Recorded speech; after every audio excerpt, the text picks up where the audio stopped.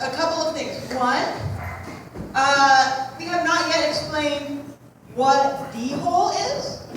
And two, going to introduce a panel of experts in existing in public space. So first question, what is D-hole? D-hole is Denver Homeless Out Loud. It's an advocacy organization of a bunch of super badass people who have been working together for about 3 years. We're folks that dedicate all of our time without any payment because we believe that we got to change this world. It's a horizontal organization. We have no systems of hierarchy. We do things together based on consensus, and we're doing a lot of badass things, I think. Yeah.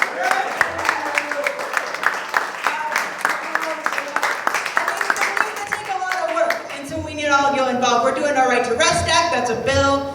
We're doing actually with Portland, with the folks that just came and spoke, and with folks in California. We're running a Right to Rest Act that would make it legal to exist in public space, decriminalize sitting, laying down, active survival in public space. We also build those tiny homes that you've seen out there, trying to make those legal. We also put out a Get Loud paper. It's by folks who are living out in homeless land. And what else we do? Oh, we're working towards urban rest stops, trying to get some bathrooms so we can pee and poop in dignity. Yes. Okay, so that said, our meetings are every Wednesday at 4:45. We now have an office at Park Ave in California. It's the Purple Building. We share with Central Humanitarian. Our office hours are generally from 2 to 5 every Monday through Friday. Stop on by, come to our meetings, get involved. We need you all.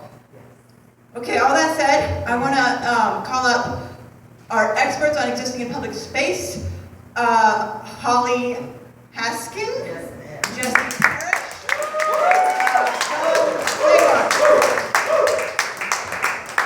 So,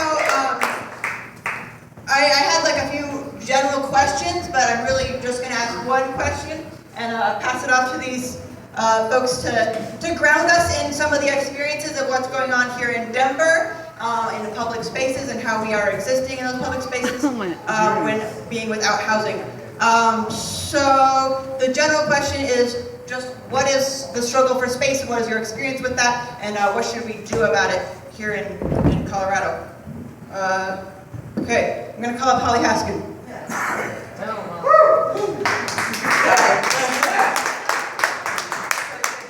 Struggle for space and what is your experiences with it, and what's your strategy?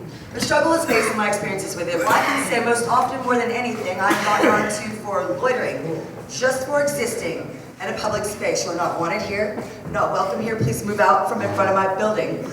Existing in public space for me is urinating and defecating behind dumpsters. I was fortunate enough to spend the night at my friend Alaska's house last night. I got to take a shower this morning and do makeup and whatnot. But often I blend in with all those other nameless faces in that crowd of people nobody wants to see. And what else is the struggle for space? Every time I try to lay down and sleep, I've got to go hide by myself somewhere or with a group of people in a wide open public space so that I know if I wake up and I'm being attacked or my items are being stolen, I have friends with me and I can see what's happening. If I choose to go off and hide where the police cannot find me, then I run the risk of being found by a bad, bad man. I have been sexually assaulted out on the streets here one time by a friend who told me that I would be safer at his house when I spent the night at his house.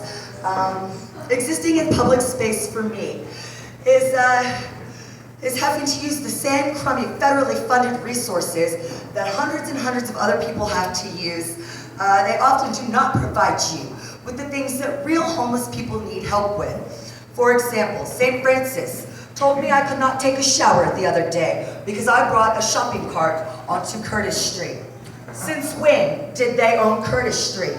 But it seems to me every time I get inside of there, they swipe that card, they get the credit for my existence inside of their federally funded building, and then they think of some petty reason for why I cannot be in there. What else? I've taken showers in fountains. So much for finding laundry. laundry facilities, and if you are working and homeless, you probably will not get a shower. That's just what it boils down to.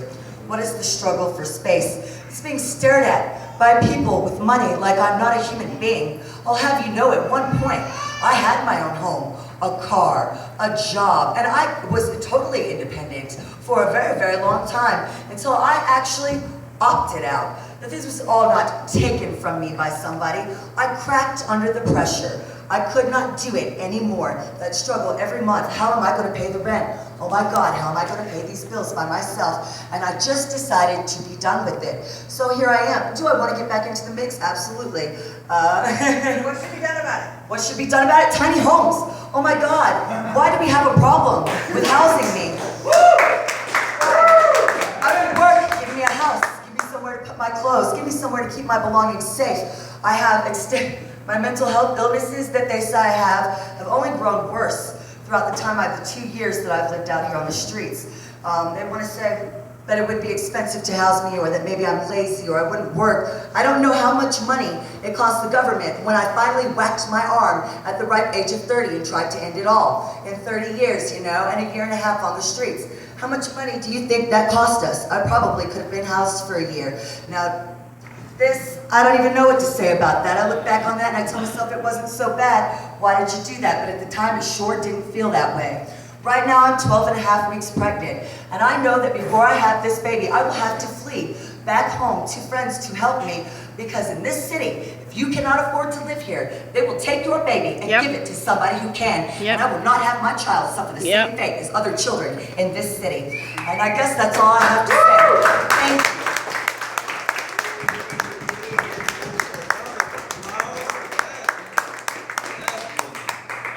So begin this, show of hands. Who in here has been homeless at one point in time?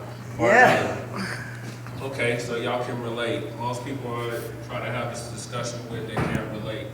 But like Holly, I never imagined I would be homeless either. It was a shock to me. I was a college student, full-time college student, on my way to graduating from Metro State University with a bachelor's degree in criminal justice and criminology. I felt like I had my whole life ahead of me, like the only way up is up from